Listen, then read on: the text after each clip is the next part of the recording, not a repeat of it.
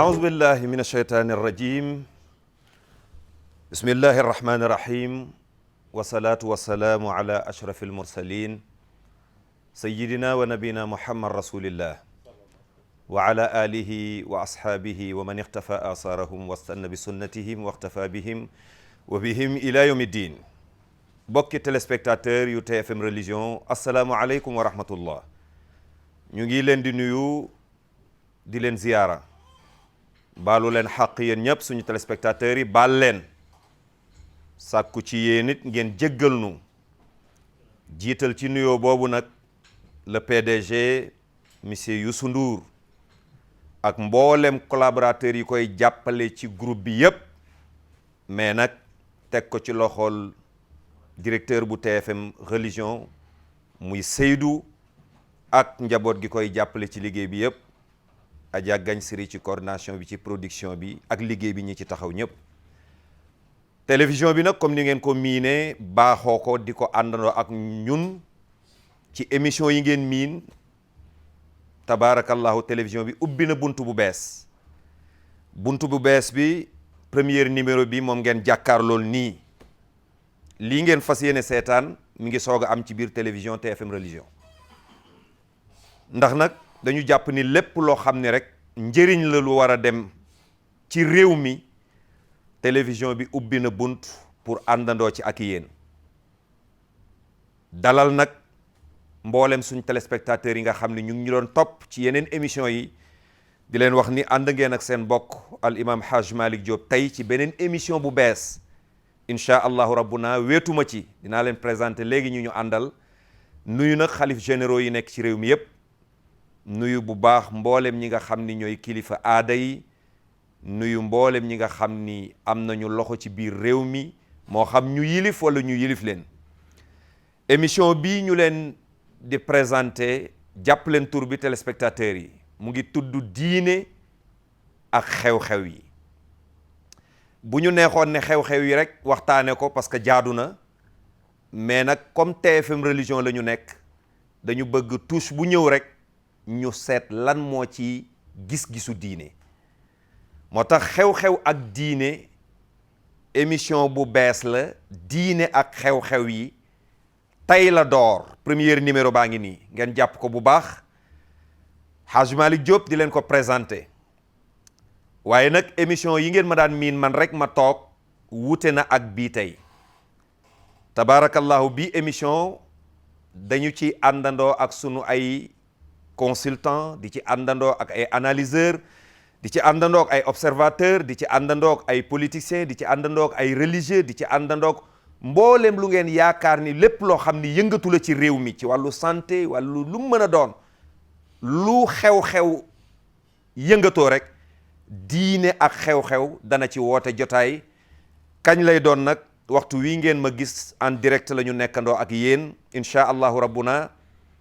muy ajjuma bu jot bu 15h40 jotee mbokk yi nag duñu ci weet dana àndandoo ak ay borom xam-xam ñuy jàngat xew-xew yi ak diine kenn ku nekk fa nga gën a màcce daañu la woo nga ñëw toog ñu àndandoo ñun ñëpp waxtaan ndax lan pour defar réew mi parce que bu leen xeeb bu leen ne lii du defar réew mi lii ñu fi waxtaane ci télévision bi di ko waxtaan ci beneen télévision ak beneen rajo loolu la ñuy ramasser moom la ñuy synthèse moom la nguur gi di doxale réew mi parce que ñu ngi tenir compte ci yi fi xew yépp amul dara lu échappé ñun nag bëgg nañ joxe suñ participation bëgg nañ joxe beneen touche boo xam ni ci TFM religion lay jógee waaye nekk njëriñ pour jëm ci askan wi jëm ci réew mi imam Haj Malick Diop nag dalal tey ci émission bi nga xam ni mooy premier numéro bi muy diine ak xew-xew ñaari borom xam-xam di ay ndaw nekk ci réew mi kenn ku nekk am na lu mu defal réew mi donte am na lu ko réew mi defal li ko réew mi defal yépp it nag terewul fexe na ba bëgg a bokk ci mag ñu baax ñi mooy ay ndaw lañu mais ñu ngi gëstu la ñu leen dénk ñu ngi ciy taxaw fi ñu jaar rafetal nañ ko ñu bëgg di tànn ñu mel noonu parce que nag bu ñu nee ñun ñëpp defar réew mi loxo yëpp a war a raxasu loxo yi raxasu nag ba ñu yëg ni yi loxo raxasu na ñoom la ñu bëgg indi ci ndab li ñu mën a wane nan la ñuy doxalee tey nag ma dalal ci mën naa ne suma kilifa sax ndax Daouda Mine laa ci dalal mu nekk ci kër gi TFM tabaarakallahu Youssou Ndour dénk ko journaliste la moom mi toog mën nañu wax tamit jàng na droit waaye IGFM bi ngeen di gis kilifa gaa ngi nii toog moom lañ ko dénk moo koy doxal ak ñi mu ci àndal ñépp nag Daouda ñu ngi lay nuyu bu baax. fay imam damay commencer par wax rabbi israh li sadri wa yassir li amri wa ahlil uqdatan min lisaani yafqahu qawli di la rafetlu toogaay bi nga xamante invitation bi nga xamante ne invité nga ñu fi tey ñu toog war a waxtaan ci ay phénomènes yu nga xamante ne mooy phénomènes yu nga xamante ne mooy lëmbe réew mi tey mu nekk ay lu mel ni insécurité ak yeneen yu nga xamante ne mu ngi fi di fi xew di am mbégte nag ñëw ci plateau bi fi toog fi alhamdulilah di nekk lu nga xamante ne quand même lu ma rafetlu la parce que déjà ci yaatal bi alhamdulilah nekk ci kër gi am ay entités yu bëri ñuy ut ñi nga xamante ne ñoom ñooy toog ci plateau yi ñu choisir la pour que nga ñëw toog fi loolu il faut nga rafetlu ko donc maa ngi lay sant di la gërëm ci invitation boobu li ma gën a neex nag ci invitation bi mooy dama fi fekk keneen ku nga xamante ne également sama naataango la sama kilifa la ci amaana mooy ñi nga xamante ne ñoom ñoo ñu teete may ñu fit ci métier mi ba tey ñu yegg fi ñu yegg voilà bëgguma anticiper mooy ki nga xamante moom laa bokkal plateau bi tey dëgg yàlla am naa mbégte bu baax a baax a baax bokk ak moom plateau bi fii jërëjëf Daouda kontaan nañ bu baax mbokki téléspectateurs yi kii mooy Daouda Mine moom la ñu àndal ci plateau bi tey mais nag suñu càmmoñ comme ni ma koy waxee ki ñu àndal tamit réew mi xam na ko def na fi dara donte réew mi defal na ko dara dañul tamit ci di defal réew mi dara ki ñu àndal nekkoon na conseiller à la présidence de la République muy journaliste moom tamit di analyseur di observateur casquette bi mu yore loolu moo ko fi indi tey jii muy monsieur Yaya Sakho ñu ngi lay nuyu di la dalal ci kër gi ci TFM religion aouzu billahi min asheytaani rajim bismillahi rahmaani rahim yaa imam maa ngi lay sant di la fay di la ziyaare bu baax a baax a baax di am mbégte ñëw fii te dinaa la surprendre tey laa mës a toog ci plateau télévision Futur Média ak li ma def ci télé ci àddina yëpp est-ce que pour won askan bi rek ak ñiy seetaan ak ñiy déglu fi ma la teg yow yaa tax ma ñëw fi est-ce que te pourtant Mamour Ibra Kane mi fi nekkoon Alassane Samba Diop samay xarit lañu samay wëllëre lañu samay mbokk ñoo dëkk sax yow li ma la gis ci télévision yëpp ngay wër Sénégal bi nga nekkee présidence ma ne la yaa ngi soog a ñëw TFM tey maa ngi soog a ñëw TFM tey macha allah am ci mbégte nag loolu moom mooy firnde rek fi ma la teg alhamdulilah di wax tamit téléspectateurs yi que Imam Malick Diop mii suñu wëllëre la xam naa ko tey ëpp na fukki at yàlla jaarale xamel bi ci sama beneen wëllëre di Njaga Jaw mi nga xam ne xale moom tamit mënoon na toog tey ci plateau bi te xam naa dina fi ñëw nekk fële ci Thiès di yëngatu ci développement di yëngatu ci politique ñëpp xam ko nekk xale bu baax Imam Malick Diop maa ngi lay seedeel ku bëgg diine nga alhamdulilah ku bokk fu baax nga alhamdulilah ku bëgg lu baax nga jërëjëf ku am Pastef nga macha allah moo tax keroog bi ma annoncé ni que TFM religion jël na la ngay ñëw foofu ma ne man de xam naa ni Youssou Ndour moom philosophie bi mu am philosophie États-Unis la rek parce que moom philosophie am mooy il cherche les meilleurs pour produire les meilleurs alhamdulilah loolu sant yàlla la macha allah firnde bi mooy kii ma jàkkaarloo nii di Daouda Mine Daouda Mine nga xam ne xam naa ko depuis le journal Le Matin est-ce que xam naa ko populaire macha allah jaar-jaar yi mu jaar yëpp amul fenn je touche du bois fu ma mus a dem rek ba ñu ne ko cim est-ce que loolu laa ko doon wax léegi ma ne ko métier bi dafa am lu ci nekk lu ci rax mooy boo bëggee yow wonewu da ngay def erreur parce que yow amoo dara looy wonewu da ngay jël ay xibaar rek daal di ko faram-fàccee daal di ko jox public bi donc yow doo star ñii créé événement yi ñoom ñooy star yi yow canal nga rek donc di kontaan di ko féliciter ndeysaan. te li ko Youssou choisir def ko IGFM maa ngi koy suivre toujours Di liggéey bu mu ngi def liggéey bu rafet macha allah. te ku mën a jëlee ay scoop la ni mu noppee noonu la mën a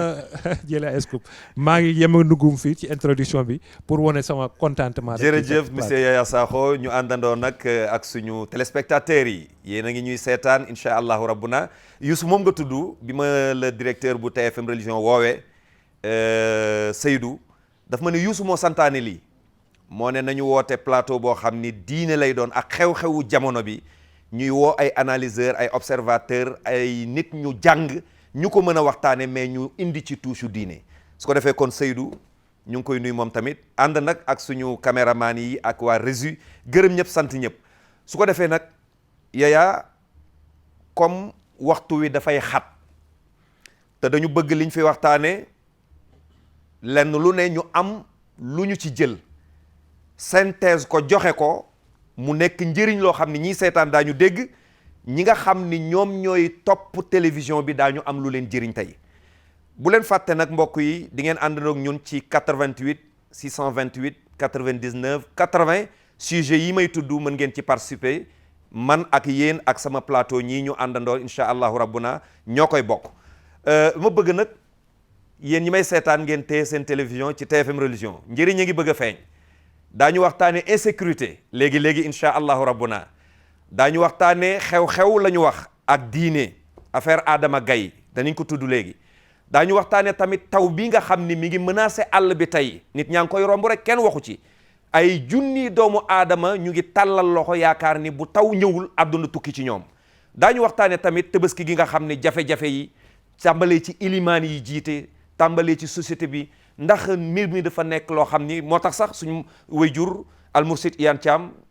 incha allah du ñàkk dana dugg ci téléphone bi parce que bëggoon na fi teew si mais xat-xatu jotaay bi moo tax ñu ñaan ko dinañ jot ci téléphone bi incha allahu rabbuna pour mën a participer wax it kañ la seen séntu bu njëkk ak ci lan lañ nekk fu ñu toll loolu yëpp télévision daf ci bëgg a àndandoo ndax nag bëgg nañu ñaari julli ñetti julli yu wuute jóge fi ndax Sénégal réyul su ko defee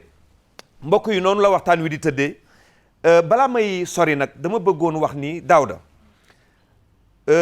insécurité buñ ko waxee ci réew mi di Sénégal man dana ma jaaxal man en tant que taalibe bi li tax mu may jaaxal mooy man kër gu ma romb ñu ne fii kër kilifa la seen naa garde bu taxaw foofu mi ngi garde foo dem ci administration yaa ngi seen kuy garde même benn nit bu ñu ne député la da nga romb këram léeg-léeg seen alkaati bu taxaw yor lu ne ñu ne sécurité am la ñuy topp mais ma yaakaar ni nit ñi d'accord am nañu loi yu voté pour dañu war a protéger suñu institution mais est-ce que dañu war a protéger ñooñu nga xam ni ñoo yor institution yi mais nit ñi ñuy gouverner ñoom ñu nekk ci insécurité boo xam ni tey li tax ñu aborder sujet bi mooy ku ne xam na ni Sénégal musul dëñ di am jafe-jafe mais bu ñu demee ba ñu yoroon yor sécurité ñu mujj di leen faagaagal di leen rey bu ci mujj bërki Dembo Ndiaye muy commandant bu Tamsir Fafana bu Koupentoum Tamsir Sané ñu faagaagal ko faagal boo xam ni intervention la doon def jóg di aari loo xam ni moomeelu réew mi la àndandoog ña mu àndal bal dal ko mu dee ay mbokkam ñàkk ña mu àndaloon blessé nañ leen ñi ko defoon ñu ngi gërëm bu baax suñu police bi teg nañ leen loxo mais Daouda en tant que journaliste en tant que juriste bi tey bu fekkoon da ngay jàngat insécurité bi soo ko waxee taalibe bu mel ni man dana ne insécurité amul ci réew mi parce que kër goo romb ci këru kilifa yi am na ku taxaw di leen garder ndax ñooñu ñoo war a am sécurité ñun ñu war a nekk ci insécurité wala réew mi ñëpp war mën a bokk am sécurité. li nga wax am na solo mais déjà ci li nga wax rek problème bi foofu la commencé. problème bi foofu la commencé parce que ñi nga xamante ne ñoom ñoo yelleel sécurité. joxuñu leen sécurité. boo déggee ñu naan la insécurité dafa am lu nga xamante ne moom la ñuy wax ratio bu nga xamante ne boo demee même au niveau international dañ lay wax ni dafa war a am 1 policier pour 1000 personnes Sénégal yegguñu ratio boobu. boo gisee da ngay wax ñu ne la 1 policier pour 10 000 personnes moo fi am. en plus de cela au lieu que ñu jël policiers yooyu ñu yóbbu leen ci commissariat yi wala ci brigade de gendarmerie yi dañuy dem ñu yóbbu leen ci maison autorité yi pour que mu leen di garder bu ñu jëlee benn gendarme wala ñaari gendarme yóbbu leen assemblée nationale ñu garder ko jël ñeneen yóbbu leen RTS ñu garder ko jël ñeneen yóbbu leen ci këru autorité yëpp ñu garder ko. En ce moment là ñi nga xamante ñoo war a nekk ci brigade de gendarmerie wala ñi nga xamante ne ñoom ñoo war a def police de proximité. amatul moom mooy indi ñaawteef bi ngay gis. boo demee ba nga xamante ne incident bu amee ki nga xamante moom mooy kilifa gi moom ci boppam le commandant de brigade moom mooy obligé descendre sur le terrain pour régler le problème c'est parce que am na problème effectif su amul woon problème effectif moom du dem te bu demul woon peut-être dinañ wax faat certes mën na am mais bu boobaa doone commandant de brigade bi la ñu rey parce que bu boobaa mission de coordination fa lay yem donc je me dis que benn problème insécurité bi li koy lenn li mooy lan manque d'effectif mooy premier problème bi deuxième problème bi moom mooy manque ay moyens parce que tey jii ñi nga xamante ne ñoom ñooy jàmmarloog ak même gendarme yi ak kii am nañ ay jumtukaay yu nga xamante ne même ñoom gendarme yi ak policiers yi amuñu ko parce que ñee nga xamante ne ñoom ñoo attaqué même boo gisee oto bi nga xamante ay rafale la ay armes yu sophistiquées la ñuy utiliser pour jàmmarloo ak policiers yi wala ñuy jàmmarloo ak gendarme yi donc man je considère que insécurité ñaari fànn la dafa am benn bu nga xamante ne ci yar la am na benn bu nga xamante ne ay matuwaay la parce que policier bi wala gendarme bi war na am moyen yu nga xamante ne dina ko permettre pour que mu descendre sur le terrain beneen bi sur le plan na laa koy wax sax autorités yi war nañu am benn coordination bu nga xamante ne nit ñi dinañ bëri bu nga xamante ne ñaawteef ñi nga xam ne ñoom ñooy def ñaawteef duñ ko xalaat sax di ko def parce que tey fu mel ni États-Unis yenn yi ngay gis ni xalaatoo ko fa ñëw en plein jour nga ñëw attaqué def braquage en plein jour Ouest Foire gee ma dëkk noonu gis nañ fa bëccëg bu nga xamante ne nit ñi dañuy dem ñu song ji kenn ku nga xamante ne dafay yor wari wala muy def ay yooyu parce que tout simplement gis nañ ni effectif bi nga xamante ne moom moo war amul da ngay dem di gendarmerie wala nga dem poste de police guddi boo fa demee ñaari nit nga fay nekk wala ñetti nit nga fay fekk mais ñooñu nan la ñuy mën a assurer la sécurité des personnes et des biens parce que loolu mooy seeni mission dem na ba jamono bii li ñuy wax léegi comme dañu am problème effectif nañu boole police ak gendarmerie ñu bokk nekk benn lëkkaloo di defandoo ay mission commune pour mun régler problème boobu mais dama yaakaar ni loolu solution la mais beneen solution bi nga xamante ne moom teg nga ci sa loxo léegi mooy ñi ñuy jël di leen yóbbu ñuy garder ay autorité wala ay këru autorité nañ ko bàyyi ñooñu am nañ ay moyens yu nga xam ne mën nañ dem ñu jëlee ay agent sagam wala ay yeneen agent yu nga xam pour garder seeni kër ñi nga xamante ne état moo leen di fay te ñoom ñu ngi fi pour que ñuy assurer la sécurité des personnes et leurs biens ñoom ñu bàyyi leen pour que ñuy def liggéey bi nga xamante moom moo tax ñu jëloon leen je pense que loolu première solution la pour régler ces problèmes là parce que tey boo jëlee bu ñu nee 1000 gendarmes jàppal ni 400 yëpp ci kër autorités yi lañ nekk 600 yi ñoom ñoo nekk sur service actif et je pense que loolu problème fondamental la bu nga xamante ne je pense que loolu bu ñu ko réglé woon rek peut-être une partie du problème dinañ ko solutionner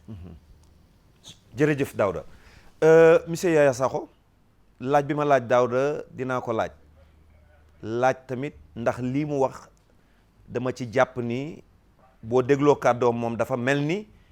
duut na baaraam état wax ni xëñ na li leen waroon ci recrutement bi ñu waroon am parce que problème d'effectif la évoqué donc ma jàpp ni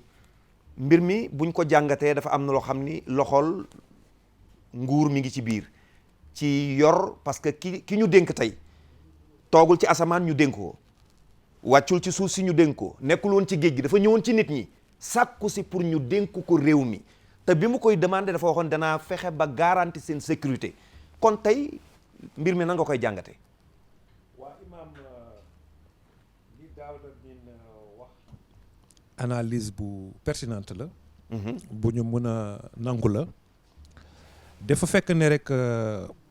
problème insécurité problématique bu yaatu la xam nga mbir bi nga xam ne moom moo tax ñuy ciy waxtaan ni mooy affaire Tamsir le major feu le major Tamsir Sané day poser problème insécurité dans la zone ou dans les zones rurales wala ci périphérie bi xam nga tey wax dëgg fa yàlla boo xoolee man maa ngi dëkk entre Pikine et Kër Massar foofu laay jaabante mais wax dëgg fa yàlla à n'importe quelle heure dama koy circuler mais léegi on voit que Dakar foo dem ci carrefour yi da ngay gis quand même ay auto police ay auto gendarmerie par rapport à leur critère de compétence ñuy circuler di contrôler di et cetera c'est-à-dire présence dissuasive bi mooy teewaay bi nga xam ne dina tiital séeréer yi ak joolaa yi nga xam ne ñooy jëf ñaawteef yi mooy sama kal yi loolu moom dañ koy gis ci dans la capitale ak dans les cités urbaines mais périphérie bi problème effectif bi muy wax foofu lay gën a posé wu xam nga ba ma dégloo ñu ne jàpp nañ juróom-ñaari nit ba sax am na ñu ne fukk ak juróom-ñeenti nit or ci intervention bi major bi ñaari agent rek la àndaloon ñaari gendarme day wone déjà que problème effectif posé wu na te loolu du lu rare dans la zone périphérique moom su boo demee ci àll bi dans les communes surtout frontalières et cetera problème boobu dafay posé donte sax effectivement état bi depuis léegi ay fukki at wala fukki at yu passé ñu ngi def effort de maillage man gis seetaan naa ay inauguration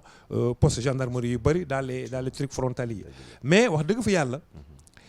problématique bi gën a man bi ma gën a jaaxal léegi mooy li daaw da posé woon sànq mooy criminalité bi ni mu jógee ci affaire vol à la tire mooy ñooñu nga xam ne dañu ñëw rek këf sa yëf daw wala yore seen scooter ko këf sa yëf xam nga kooku moom fas yéenewul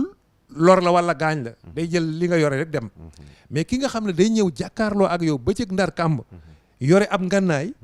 ay mitrailleuse ak ay MAS 46 ak ay PKK ak feetal yi nga xam ne militaires yi ñoo ma ko gën a xam loolu dafa war a indi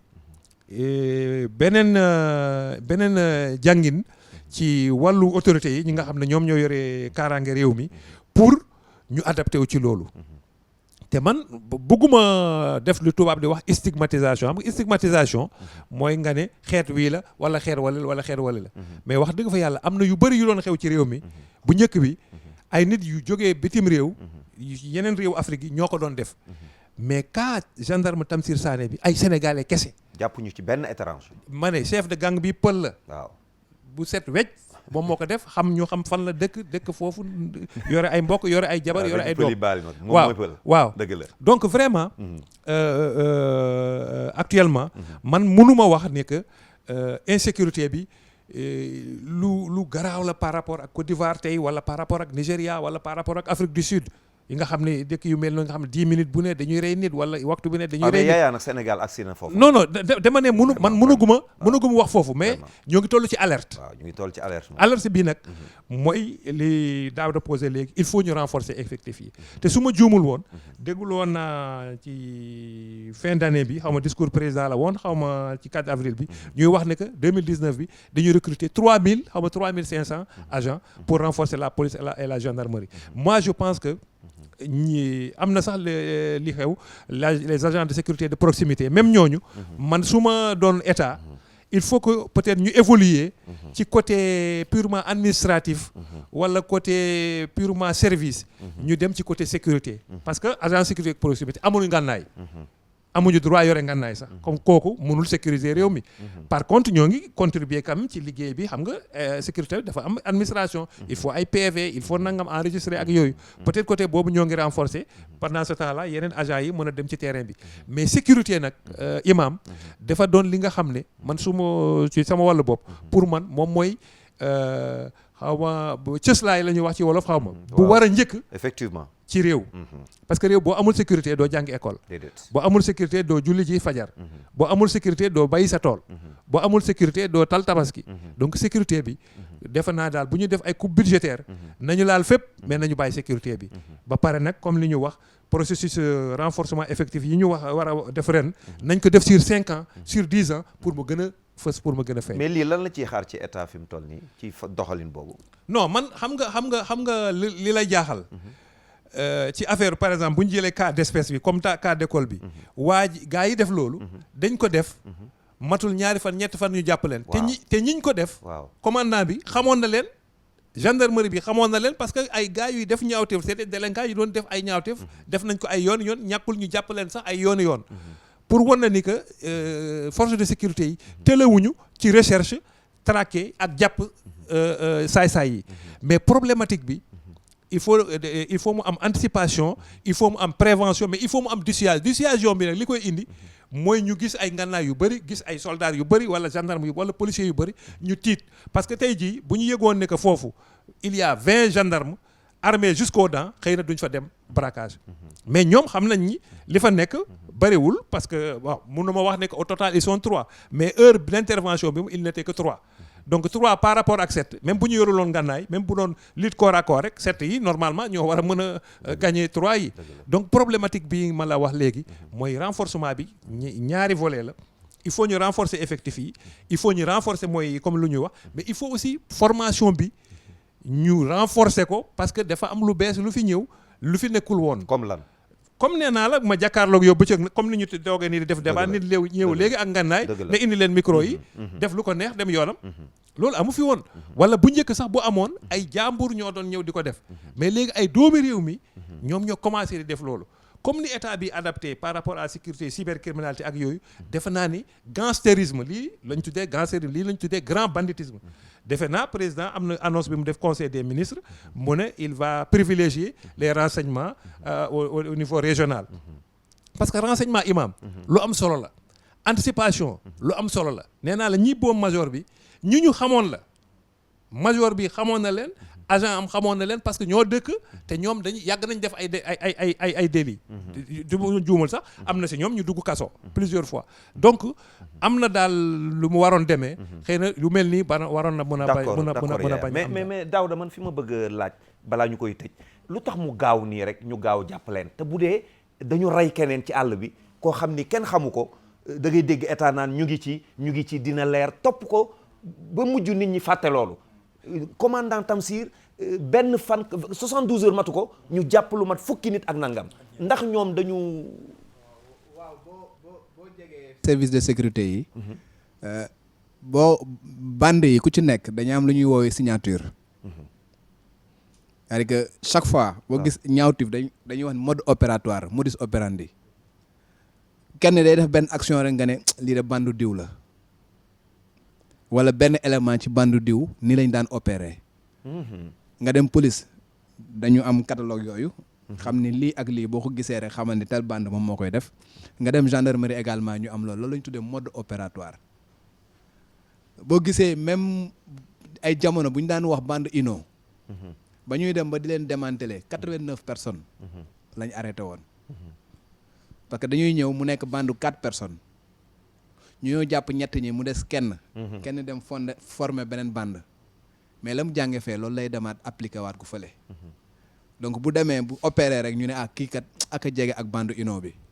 bu ñu demee jàppaat kooku keneen ka nga xamante moom moo desoon dem formaat beneen bande même mode opératoire bi noonu lay dem parce que la nga jàng rek moom ngay tari. mais bu ñu ko defee ci beneen famille wala beneen. waaw lu tax mu gaaw. waaw loolu laa lay wax. par exemple loolu bu ñëwee ñoom bu ñu defee bu police scientifique bu ñëwee. jël ay indice. gis empreinte. wala gis affaire bu ñu ñëwee bu ñu interroger seen machine rek dinañu wax ni diw moom moo def lii bu ñu demee bu ñu ko jàppee bu ñu ko interroger dina wax ni man ak Yaaya Sakho ñoom ñoo ko bokk man ak Daouda Mine wala man ak nangam nag noonu la ñuy commencer ñu démanteler donc sur le plan scientifique. sori bu nga xamante ne. am na ay fukki at ci ginnaaw. meluñu woon noonu. tey foo gisee ñaawteef bu fa amee nit ñi bu ñu demee foofu da ngay gis ñu nga xamante ne lu weex la ñuy sol ñëw sol seen kii comme ni nga koy seetaan ci film yi lu nga xam amul woon Sénégal te ñun suñu technologie yegg na foofu. li Yaya doon wax sànq. dañu dem ba banditisme au Sénégal tey dafa jéggi dayoo dafa dem ba nga xamante ne gangstérisme moo fi am léegi. ce qui fait que tey jii même nu ñuy former suñuy agents yi war nañ koo soppi tuuti. parce que ay jamono yu yàgg ñi nga xamante ñoom ñoo daan jàmmarloo ak grand bandit yi. ñaari corps d'élite ñoo ko daan def. brigade d'intervention polyvalente bu police wala groupement d'intervention bu gendarmerie nationale ñoom ñoo ko daan def bu ñu gisee ni am na kat benn bande bu nga xam mu ngi fële même bu fekkee dig moo def enquête bi bu demee ba war a jàpp day dem taxaw fële woo waa BIP pour que ñu dem jàpp ji ko parce que ñooñu la ñu formé pour loolu. GIGN également bu ñu demaan ba gendarmerie am benn problème am na fa GIGN la ñuy woo ñoom ñu taxaw fële waa GIGN dem def ko mais dama yaakaar ne tey jii ñaawteef bi yegg na fu nga xamante ne tey il faut que agent yëpp ñu former leen ci technique yooyu au lieu que ñu am benn GIGN bu nga xam spécialisé pour loolu rek waa brigade d'intervention polyvalente spécialisé pour loolu yëpp ñu jël agent yëpp nga xamante ne à tout moment am nañ technicité bu nga xamante ne mën a jàmmaarloo ak ñëpp je pense que loolu mooy li nga xamante ne war nañ ko orienter li mu wax sànq également Sénégal dafa évoluer non seulement ci mentalité yi mais dafa évoluer même si ñaawteef il faut que ñu wax ko dëgg la man je me rappelle très bien bi may doog a commencer dans la presse boobu maa ngi populaire man parce que man sama spécialisation ci reporter de société la donc ci yooyu ci la pratiquement liggéey pendant 15 ans je me rappelle très bien am na benn commissaire bu tuddoon Assane Ndoye commissaire Assane Ndoye bu masaana ñëw si benn scène de crime ku ñu rey bu ñëwee xool nuñ ko reyee dana kii sénégalais defu ko parce que Sénégal yeggul woon ci égorger yeggul woon ci rey yenn façon reyin yi mais mentalité boobu évolué na ci jamono yuy mujj yi yëpp dee yu ñaaw yi nga gis yëpp ay daggate nit faama ñaan mi ñu daggate fii ci corniche bi sénégalais moom moo ko def bëri na musliloo rey nit rey jigéen crever ay bëtam bëri na sénégalais moom moo ko def femme bi ñu rey fii am Fatoumata Makhtar Ndiaye rendi ko biir këram sénégalais moom moo ko def Serigne Fallou de Tëngéej sénégalais moo ko def Tamba affaire bi am nii nga xamante ne wóllëre papaam ñëw ci biir kër violé ko foofu laa doon wax moo tax ma ne la tey boo xoolee ñu ne la insécurité ñaari fànnal dafa am leen lu nga xamante ci éducation la am leen lu nga xamante ne l'occasion fait le larron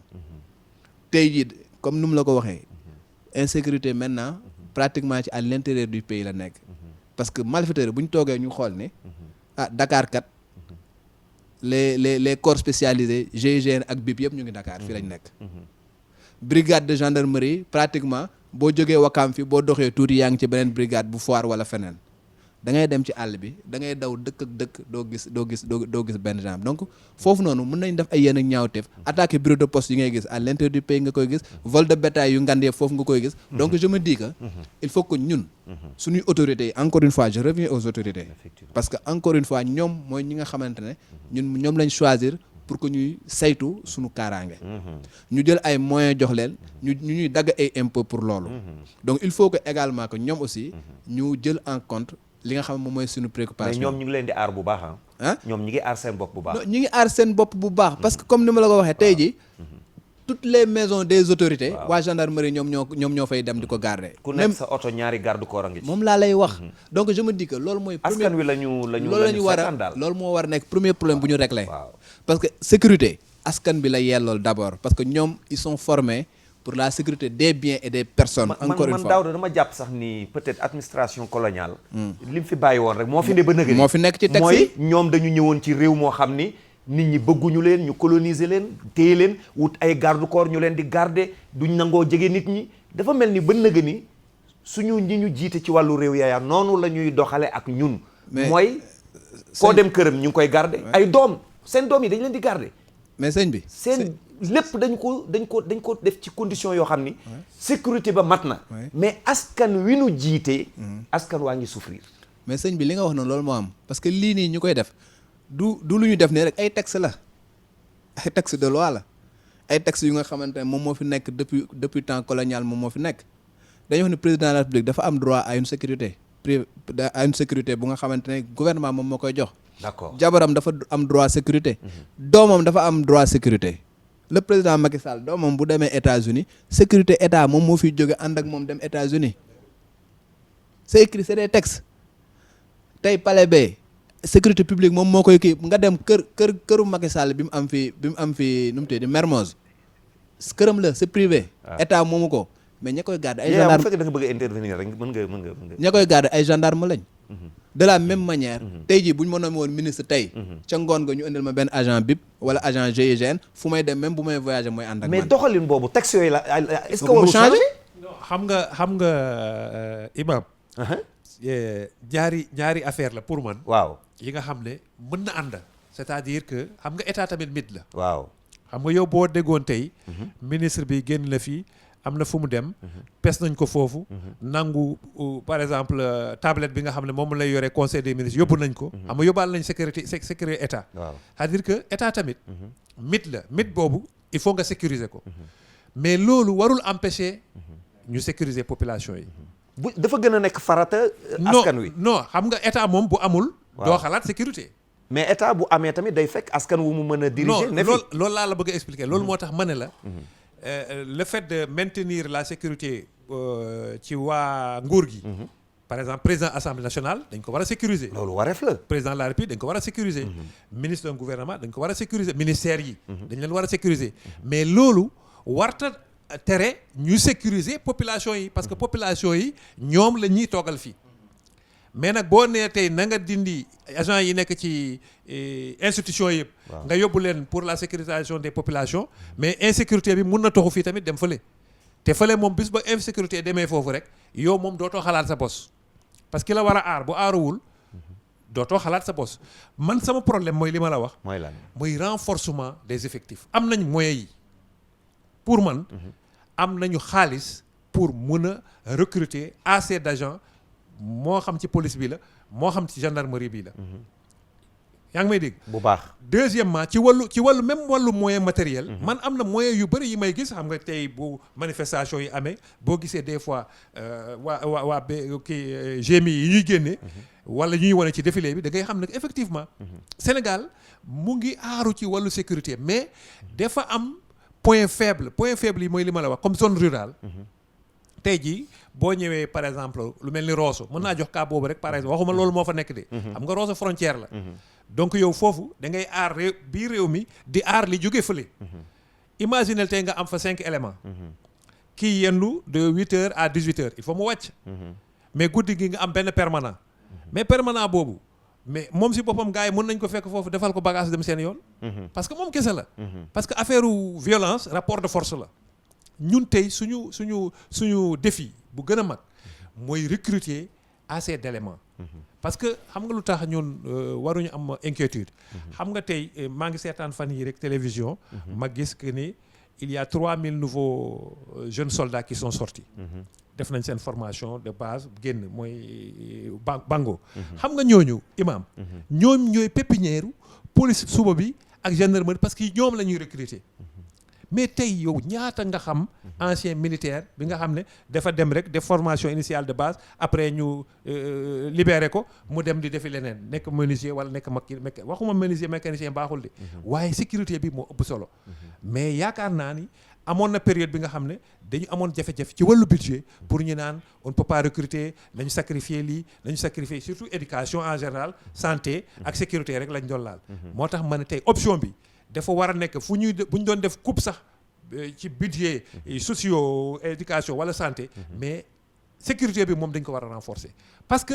terrorisme xam nga ñoo ngi wax insécurité ñun li ñuy wax banditisme la ñuy wax mais terrorisme mu ngi ci suñu frontière mu ngi Mauritanie mu ngi Mali Gambie gi wóoragul parce que ki fa nekk bu bees la ba pare ki fa nekkoon li mu fa jiyoon mu ngi fay di développer ba tey te règlement de compte yaa ngi commencé donc loolu moo tax ma ne la ñun défi yu mag moo ñu xaar man tey bu ma nekkoon place président Macky Sall. waaw sama priorité sécurité lay doon. damay sécuriser ci biir sécuriser ci frontières yi ba pare caabe kër gi nag door a jubal ci liggéey. parce que tant que amoo sécurité doo am sérénité te ku amul sérénité du tal am na proverbe Haalpulaar buy naan. gojaado yoo Allah wallam. wojataake yoo Allah rokkam. mooy lan ku tal yal na ma yàlla musal. du tal yal na ma yàlla may. dëgg la yal na ma yàlla muccal. xam ku nekk ci gaal gi di weng nga xam ne mënoo fee sama genre yi. mais foofu doo naan yàlla may ma kër wala yàlla may ma jabar bu rafet foofu kay yal na ma yàlla muccal ngay tal. mais yaay dafa mel ni ñoom tamit léeg-léeg dañuy toll ci diggante boobu parce que am suñu réew ni muy politique yi. ni ñu nekkee ci calendrier campagne fu ñu jógee ci bii dem ci bee yow mi toog doo am assise bu dëgër pour mën sax liggéey jëm ci askan wi boo seetloo 2017 ba nëga ni pratiquement nguur gi fi nekk wala noonu la mas di doxee daanaka duñ tal askan wi ndax lan nekk ci seen situation pour mën a régler li ñu dëkkmal campagne baa ngi ñëw présidentielle buñ ci jógee législative buñ ci jógee local buñ ci jógee leneen. xam nga man yàlla may na ma. nekk naa conseiller présidence de la République. pendant au moins 7 ans wala 6 ans. dama xam tuuti état. xam nga état. dafa am li nit ñi di gis. ak li am. xam nga yow état munoo dox rek ba ne lii mooy état. mais mandarga état foo dem gis ko bu ñu wàccoon fii léegi boo gisee policier bi rek xam nga ni état la fi nekkal. dëgg la boo gisee gendarme bi xam nga ni état. boo gisee ambulance nga ñu bind ci hôpital Fann xam nga ni état la. boo gisee ministère nangam xam nga ni état la. yaa ngi may dégg. donc pour wax la ni que njiit yi mooy le président leader bi wala le premier ministre wala le ministre nangam. mun nga ko gis mu nekk ci làmb ji wala mais terewul dafa am une administration bi nga xam ne moom day dox. xam nga campagne électorale am du tee impôt douane di encaisser. du tee direction des impôts et domaines di encaisser. du tee banques yi di ubbi seen guichet nit ñi di dugal seen xaalis ñii di leb ñii di verser. donc loolu gis-gis la rek. maintenant am na période yi nga xam ne mën na ralentir économie. am na période yi nga xam ne mën na accélérer économie par exemple période bi ñu nekk nii day accélérer économie parce que tabaski la. parce que ñëpp lu ñu tal mooy consommation.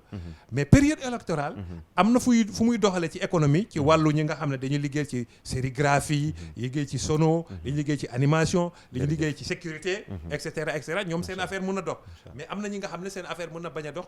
parce que campagne bi laalul dara ci ñoom li ñuy yëngu. loolu mën na am. mais pour encore une fois en revenir aux priorités. gis nga imam tey ñoo ngi coow ci suñu gaz ñoo ngi coow ci suñu pétrole. xam nga loolu tant que mu ngi des suñu biir rek. pour man garaawul. mën nañ ko régler. mais man la ma inquiété la may déglu la may seetaan la ma xam as tuut. ñun sécurité. moo war a nekk tey suñu priorité numéro 1 avant la santé avant l'éducation avant même d'aller à la mosquée. parce que boo amul sécurité doo julli doo tala julli ku tal yàlla na ma yàlla muccal du tal yàlla na ma yàlla may jërëjëf defe naa ne jamono ji foofu lañ toll je pense que loolu nga wax sax moo nekkoon sama kàddu tëj te ndax yonent bi ko yàlla bëggee yabal daf ko ne dama lay sécuriser bi Abrahaat jógee dëkk ba mu dëkkoon Yaman bëgg a dem toji kaaba gi alam tara kayfa faala rabbuka bi ashaabil fiil Abrahaat tàggat ay ñeyam pour bëgg a menacer waa kaaba gi bëgg fa indi loo xam ni miinuñu ko ci wàllu insécurité yàlla yonent bi dafa ñaan yàlla audience bi ko yàlla recevoir daf ne ko ñaar laa soxla fexeel ba ñi ma yilif ataamahum min juu'in wa amanahum min xawfin fexeel ba bu ñu xiifee lekk fexeel ba sécurité na am ci réew mi ataamahum min juu'in wa amanahum min xawfin moo tax même li ilaafi qurayshin boo jàngee alam tara soo daaneelee bu la neexee bul wax bismillah yi da nga naan li ilaafi qurayshin ngir lan yàlla baare na Abrahaat ne ko mënoo yegg fexe ba rey ñay yi fexe ba toroxal Abrahaat gàccaloo ko ñàkkloo ko chance ngir lan yonent bi def ne ko ñaar maay gouverner te ñaar mooy sama priorité ataamahum min juu'in askan wi bëgguma ñu xiif wa amanahum min xawfin fexe tamit ba ragal du dugg ci ñoom ñu am sécurité soo seetloo ñàkk sécurité daf ñuy dugal ci deuxième sujet bi dafa mel ni ñàkk sécurité dana dem ba bon loo xoolu nit ba tax yow mi ko waroon a téye ni nga ko waroon téewe woo ko mu mujj buy génne kàddu di jëm ci yow du ànd ak sagoom dafa mel ni nit ki bu la waree aar war la dundal war la teg ci condition yoo xam ni condition yu bien la mu dem ba defalu la ko nit sax mën na am en ci baayam parce que ni ma papa war a yorewu ma ko nit mën na am ci directeur de société en parce que ni ma war a yorewu ma ko dafa mel ni tey dafa dem ba nit ñi dañoo jàpp ni suñu nguur yi li ñu war a def defuñu ko suñu dirigeants yi li ñu war a def defuñu ko ba léegi boo seetloo ni Yaya waxee te nga wax ko sànq mooy li ñu miinul woon rendi nit te mu tàmbalee am dañu miinul woon nag ay kaddu yoo xam ni miinuñu ko woon ci kilifa miinuñu ko woon ku ko waxaan dañ daan téye gémmiñ miinuñu woon kaddu yu bëri ci suñu pénc mais bu ñu demee tey ba kilifa yi waxuma ñu ndaw ay kilifa di yëkkati kaddu yoo xam ni askan wi bu ñu partagé kaddu yi askan wi duñ ci bokk gis-gis ñii dañuy jàpp ni kaddu gi rafetul ñii jàpp ni kaddu gi génn li tax mu génn la ñu war a xool bu ñu tàbbisee ci mbiru affaire Adama Gaye du ma wax arrestation Adama Gaye damay wax affaire Adama Gaye lan mooy affaire am man li mu posté gis naa ko dégg naa tamit ñu ne wax na ni du lépp maa ko wax xëñ na loolu bu la yoon di jéemate mën na am xëñ na lu mu lay taxal wala dara mais daal kaddu yi li mu posté miinuñu ko woon sax ci ku amul responsabilité lan moo indi loolu ndax daf ko séq ak ki mu koy wax xaritam lay waxal wala ku mu àndaloon démb lay waxal wala ku ko digoon te wuyuwu ko lay waxal wala dafa meru boppam gu mu jàpp ni pour ma yegg fi ma jëm parce que saaga yi moom du lu ñu làmbatu parce que ku toog lu mat 2 minutes 3 am na benn discours boo xam ku ko def li ngay wax xam nga ko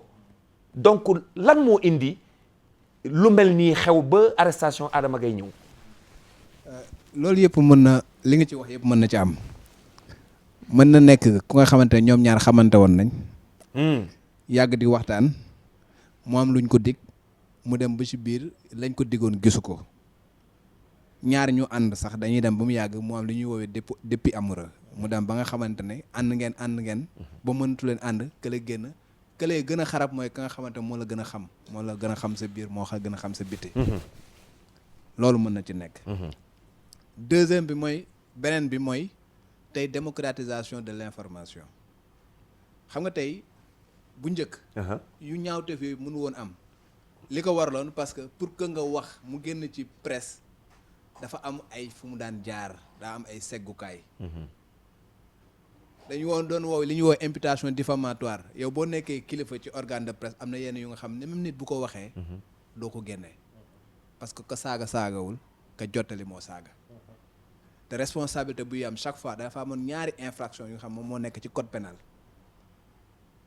diffamation diffusion de fausses nouvelles te diffamation kañuy topp nekkul sax ka wax ja complice la directeur organe ba moom mooy auteur principal bi mooy ndeyu mbili ji donc jamono yooyu ñaawteef yi mënoo ko woon a gis parce que ki nga xamante moom mooy directeur organe bi day toog benn instant ñëw ne lii kat amul orma mënu ma ko joxe parce que su ma ko joxee dama ciy dugg jamono bi dafa changé léegi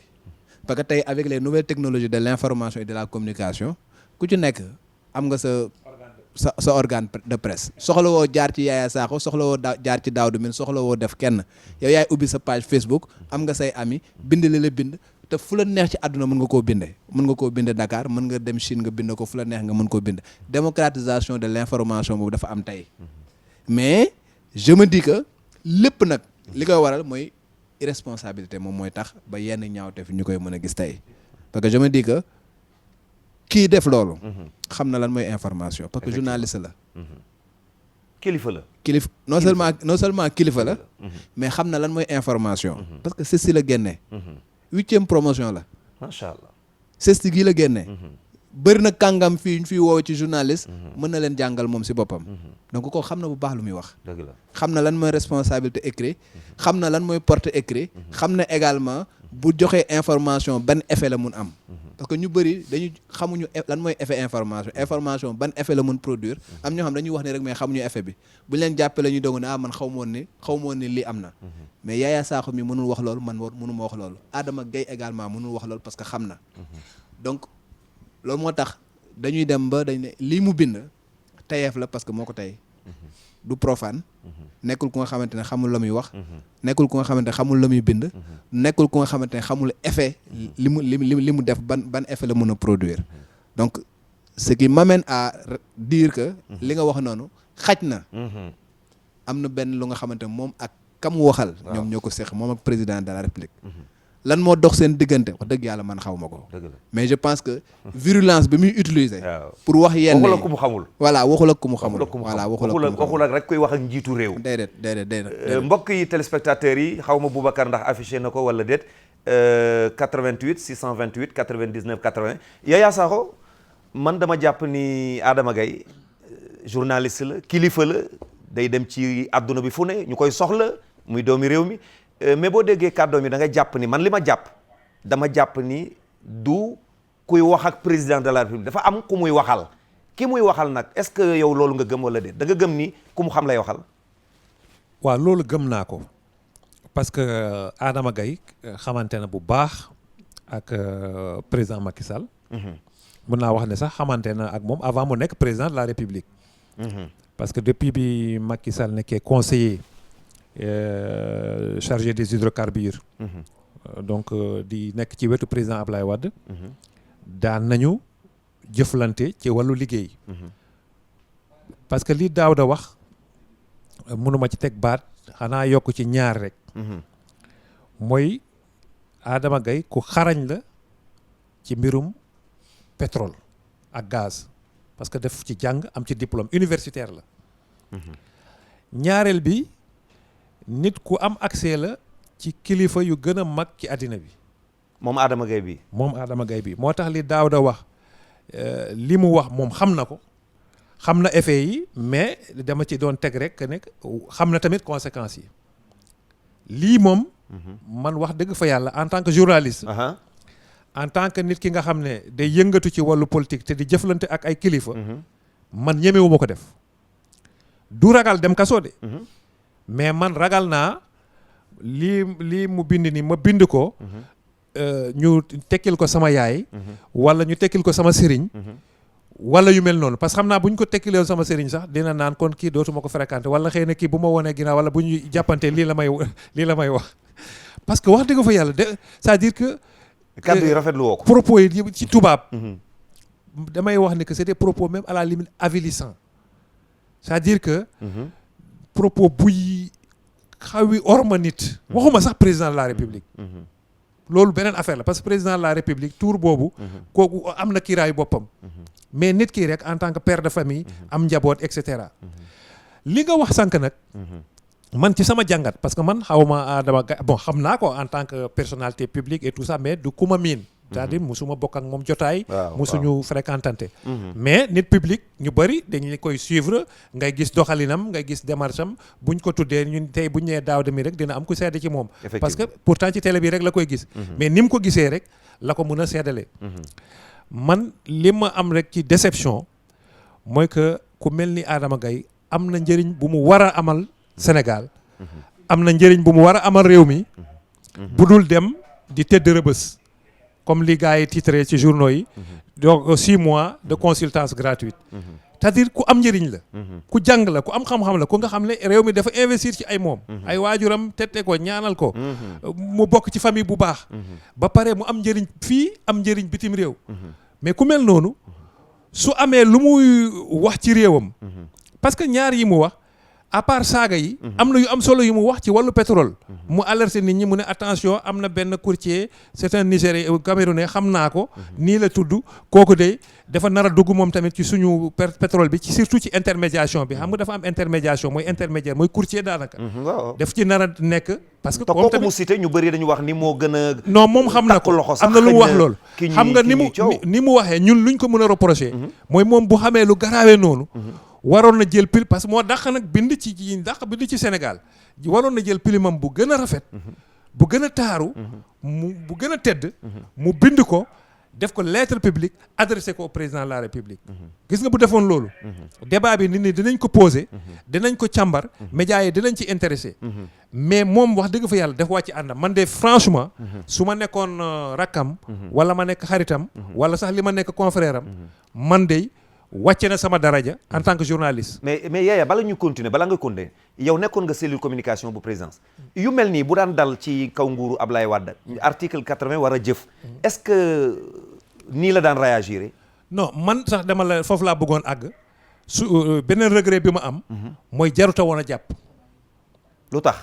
lu tax jaruta woon a jàpp xam nga. parce que loi tamit loi la. non loi la. waaw mais xam nga. président yow nga ne li mu def rafetlu woo ko. non xam nga président de la république. nee naa la ki ko waxal lii. waaw du jàmbur ku mu xam la. ku mu yàgg jëflanteel la.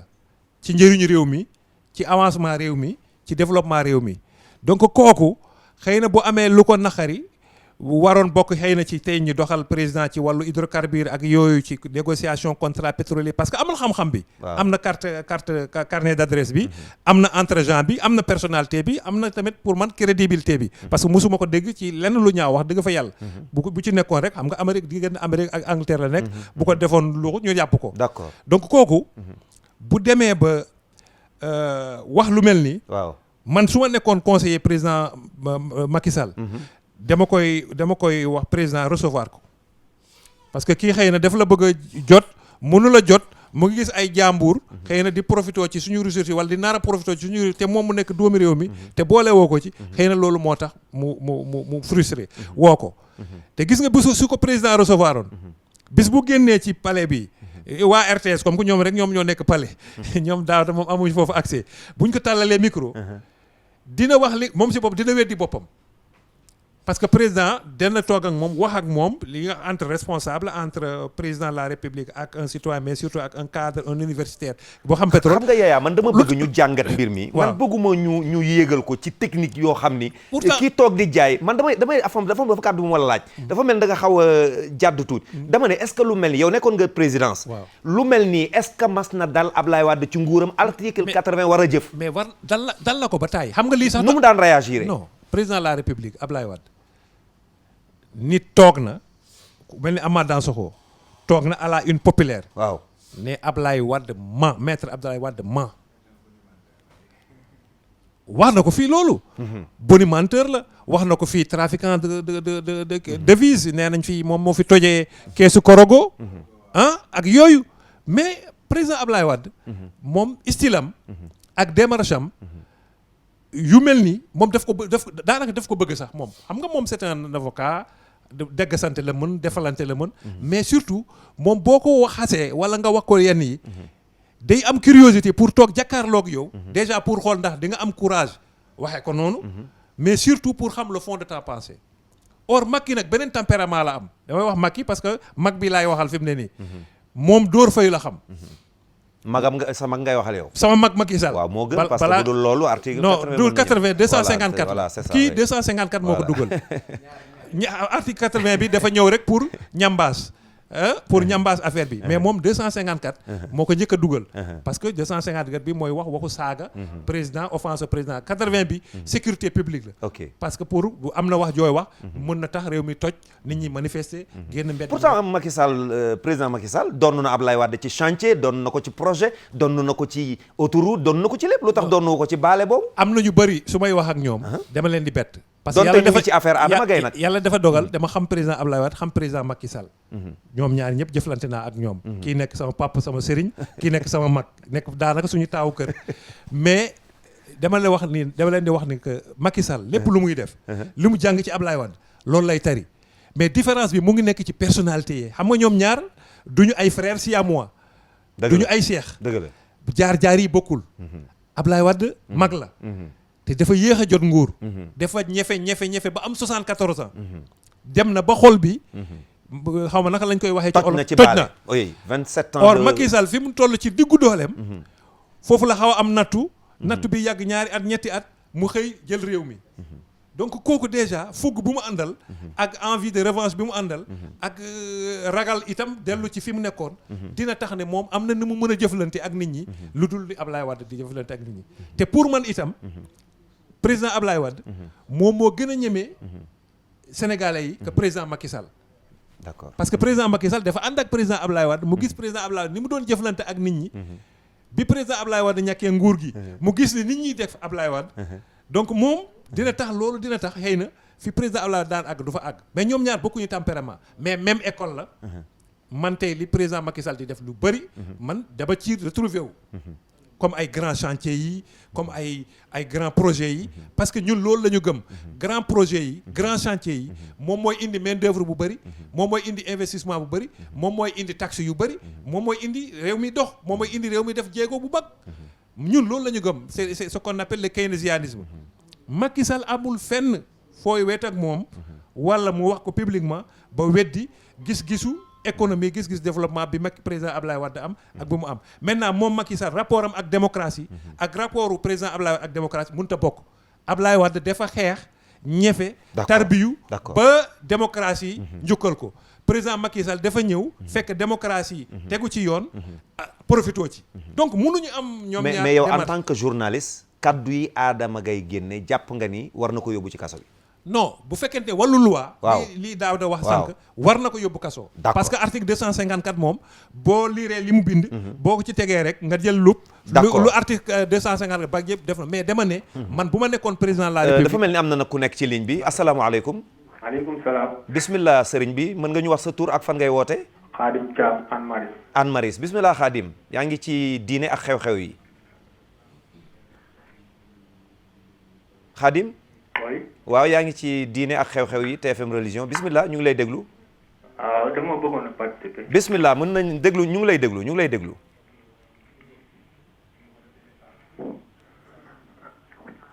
waa Khadim waaw. da ngay bàyyi télé bi nag nga déglu ñu ci sa téléphone ndax mu gaaw. waaw baax na waaw. bismillah bismillah ñu ngi lay déglu. waaw ñoo ngi siyaar di dañ doon woote di barkeelu ci émission bi. ayca Oustaz Pape Hann.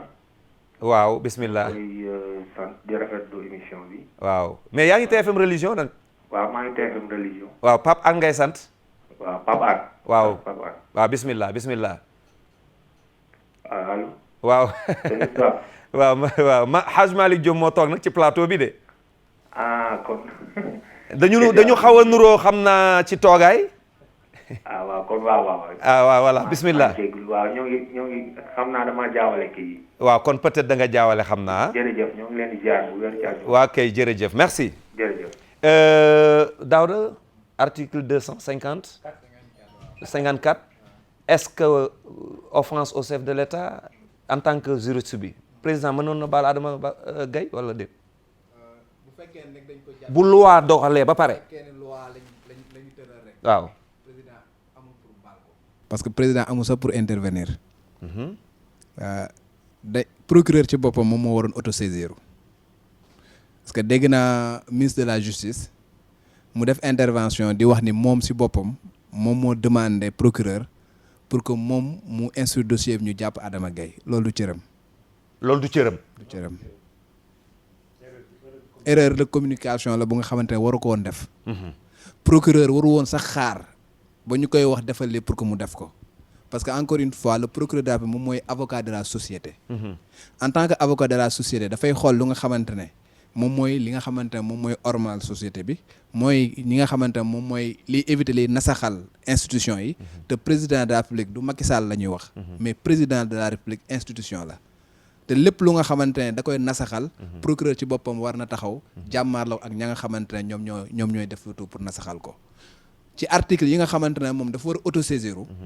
article boobu ci la bokk. kon sorti ministre garde des Sceaux du woon yoon. du yoon il fait beaucoup d'erreurs de communication. est-ce que loolu du wone toujours rek ni. waaw en fait ci choix nit ñi. daf lay wan tout simplement ci choix nit ñi. parce que poste responsabilité bu ci nekk. ka fa war a toog dafa war a fees place am. xam li mu war a wax fees place am ci xam-xam bi. fees place am ci comportement bi. fees place am également ci xam lan lay wax ak lan la warul wax. parce que justice quand même dafa soxla sérénité comme yaayee nu mu la waxoon ci affaire insécurité dëkk dafa soxla sérénité. mais surtout nag justice. dafa soxla sérénité ba nga xamante ne polémique bu amee. yow en tant que garde des Sceaux waroo yokk ci polémique bi. et malheureusement pour moom chaque fois fu mu génne. day yokk ci polémique bi et ça je pense que loolu du cëram. donc pour wax leen ni article 254. offense au chef de l'État. kooku procureur dafa war a autosaisir. li ñuy woowee trouble à l'ordre public. procureur dafa war a autosaisir. lu ñuy wax atteinte à la sûreté de l'État comme article 80 boobu. procureur dafa war a autosaisir. donc ci ñaari article yi nga xamante ne ñoom la ñu visé jëmale ko ci nu mu tuddee ci Adama Gaye ñaar yëpp muy article 80 article 254. procureur dafa waroon autosaisir. jël dossier bi comme nu mu ko defee jox ko juge d'instruction. Adama Gaye ala kulli àlin da doon dem kaso. parce que code pénal moom moo ko ak code de procédure pénale. code de procédure pénale daf ne. procureur bu visé article yu nga xam mi ngi commencé 100. ñu ngi commencé 80 ba 100. le mandat de dépôt est obligatoire. ça veut dire que juge d'instruction bi amul benn possibilité bu dul jël waa ji mu yóbbu ko kaso. Yaya da ko wax sànq. man pour man ci affaire Adama Gaye dafa am peut-être ñaari traitement. am na traitement politique. bu nga xamante ne comme bu fekkoon dañ ko def traitement politique. boobu dañ doon rejoindre ku mel ni Yaya li mu développé. c'est-à-dire que ñoom ñaar nañ xamante nañ. yàgg nañu waxtaan. bien avant que muy nekk président de la République. xam na ni kii lu muy wax ni waxu ko gratuitement am na lu tax mu koy wax. donc peut-être am na lu mu yaakaaroon. jotu ci naa ko woo ñu waxtaan. su ma ko woowee ñu waxtaan peut-être dinaa dëpp xelam. waxtaan ak moom ba rassurer ko ba nga xamante ne peut-être li muy wax ni dootu ko waxate loolu traitement politique lay doon. maintenant. bu fekkee dañuy wax traitement judiciaire. là impérativement infraction bu ko defee comme ni mu la waxee que ni xam na mesurer na lu muy wax mais xam na conséquences yi également. celui qui cause un dommage à autrui est tenu de le réparer moom la loi wax. ki nga xamante ne dafa def ñaawteef ala kulli alin yoon yi day dal ci kawam. donc moom wax na lu nga xamante ne waxuwul def na lu nga xamante ne defuwul leeroon na ko ne ala kuli alin que ni procureur da koy jàpp la preuve keroog ba dig di ñëw avant que muy dem dafa bind ne maa ngi dem mais je suis en bonne santé nanga maa ngi parce que xam na day dem kaso xam na conséquence li mu def donc foofu laay waxee que ni dafa am ñaari traitement yu nga xam ne dafa am sur le plan politique président mënoon na ko doxalee neneen parce que ki muy waxanteeg ki muy jëflanteeg xamante nañ te mënoon na ko régler leneen procureur moom bu ci xasee jot traitement judiciaire rek moom mooy mun am te traitement judiciaire mooy waaji dem na kaso te bu demee ci juge léegi nag en dina ko tant condamné que juriste est-ce que nii ñuy jàppee rek ci réew mi bu yàggee ku bëgg ñu jàpp la day yomb pour ñu jàpp la non en fait est-ce que mënuñu gën a sunu justice nu muy doxee apaiser yëf yi nu muy doxee baaxul parce que détention doit être peut-être une exception non amul peut-être loolu mooy principe loolu moo jaadu mooy voilà mooy principe bi texte de loi yi dañ la wax ne la détention c'est l'exception oui le principe c'est la liberté moom mooy principe donc nit ku nekk am nga sañ-sañu wax li la neex nit ku nekk am nga sañ-sañu def lu la neex moom la loi wax sauf su fekkee ne respecté woo ordre public wala respecté woo les bonnes mœurs mooy ñaari exception yi d'accord waaw mais nag ki nga xamante ne respecté wul ñaar yooyu muy ñaari exception yi sa kaso day jaadu parce que respecté woo les bonnes mœurs par exemple góor jigéen bu ñu ko jàppee respecté wul les bonnes mœurs kasoom day jaadu d'accord ki nga xamante ne respecté wul également li nga xam texte de loi moom la wax kasoom day jaadu mooy ñaari exception yi jërëjëf Daouda dafa mel ni alquran moom du ñu bàyyi benn yoon bi nuy daw sama xel mi ngi liggéey mais yàlla daal ba mu àddoo bi mu bëggee stabilité de vie pour ngeen dund gu dal kenn du tooñ sa morom nee na li ngeen di njëkk organiser mooy fexe leen ba wax xuulu li naas yi xusnan heure bu ngeen defee discours bu génnee na ko ñëpp mën a recevoir heure boo bindee texte na ko ñëpp mën a accepter mais nii ñuy doxalee ba kaddu yi ne kaddu yoo xam ne daanaka ku mer parce que dama jàpp ni léegi man sama xalaatu bopp xëñ na en tant que nitu diine dama gis ni man bu fekkoon xelal naa njiitu réew mi damay jàpp ni réseaux sociaux mun nañ ci tolérer luñ dul tolérer nit bu fekkoon dafa dem yor micro ci benn interview xam nga toog sa biir kër yor sa Facebook bind benn texte posté dafa mel ni nga wéet ak sa xarit di jëw président te mën na am bi ñu ñëw léegi ci oto bi wax nañ dara ci président mën na am bu ñu fi génnee Daouda danaa wax dara ci yow mais su ma ko posté woon tey rek mu touché la je pense que comme dafa ñëw dab ñu ci àdduna mën nañ ci gën a fexewaat ba. maa wax la nag gis nga président Senghor. président Senghor. xam nga tubaab yi ñoo ko formé. te mu xam sénégalais ci ñi ma ko sañ a wax ni ñu saay-saayee. article 254 bi yuuxu sax mën na dugal nit kaso. moo tax dañ ko war a président romb fii rek nga ne ko wuu mën nañ a jàpp ci saa si. jébbal la ci procureur. cri ça figure dans les intitulés de l'article 254. xam ku prévoir yuuxu moom. kooku bàyyiwul dara. pour wax la ni que man ci sama gis-gis tant que réformer wuñu ñaar. muy ñun suñu code pénal dañ ko war a réformer. procureur ci boppam dañ ko war a réformer. loolu ku la ko waxul ci Sénégal waxul a dëgg. mais tey procureur kenn rek moo mën a mucc ci moom. Sénégal mooy ñi ko yilif mais képp ku yiliful procureur munoo mucc ci procureur Sénégal du procureur bi moo bon de. du procureur bi moo sañ de.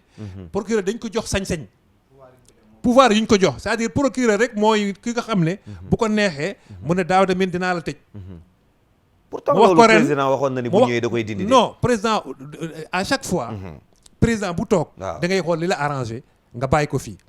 mais lii moom mënut a wéy ala kulli haalin évolution société bi ak li liberté laaj ak li démocratie yi laaj ak li jàmmi réew mi laaj. jàmmi réew mi laa wax de. laaj il faut que ñu réformer suñu justice code pénal bi moom ak procureur dinañ ko réformer parce que procureur sañ-sañ yi ñu ko jox dafa rëy moom rek moo mën. ci Sénégal président munul président assemblée munul ministre de la justice munul moom rek moo mën jàpp nit tëj ko moo xam nag fi mu ko teg ndax yoon la wala du yoon balaa ñoo xam ne yoon la wala yoon moom dina dugg rëbës après nag avocat yi ñoom ñooy lokkarti xeex ak moom bëre ak moom yóbbu ko chambre d'accusation ne fii bi mu visé baaxul lii mu def baaxul avocat bi teewul donc indi article 5 la convention UEMOA pour nit ki génn. mais Yaya ku toog da ngay xool ni mu la arrangé nga def ko loolu kan moo ko war a dindi fi ñu toll nii. non yaakaar est-ce que du askan wi ñoo ko nar a dindi. askan gii ñoo koy dindi parce que xam nga bu ñu demee ba lu justice def ci Sénégal. waaw nit ñi contesté ko. lu justice def. même bu nekkee ci yoon nit ñi soupçonné ko. loolu dina tax ba gouvernement bu fi nekk. boo bëggee am crédibilité. parce que réew nag bu amul justice sànq maa ngi lay wax sécurité. waaw ñàkk justice mooy première insécurité ci réew parce que woyu yi sax.